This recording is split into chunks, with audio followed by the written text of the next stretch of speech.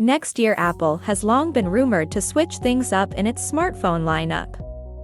The company will allegedly replace the Plus model with the iPhone 17 Air, an impossibly thin device that may only have one single rear camera.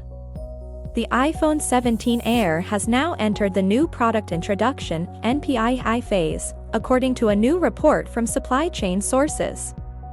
This is the first step on the road to production, and it involves Apple and its suppliers working together to assess the feasibility of the design and the manufacturing methods that will be required to assemble the device.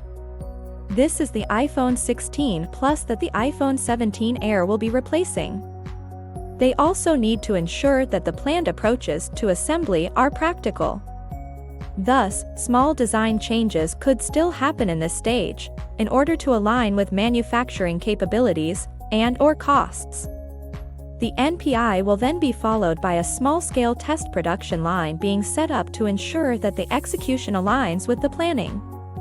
So it's definitely still early days for the iPhone 17 Air's journey to reality, but things are moving along in the direction of its production, so it seems pretty clear that Apple has in fact given up on its Plus model for next year.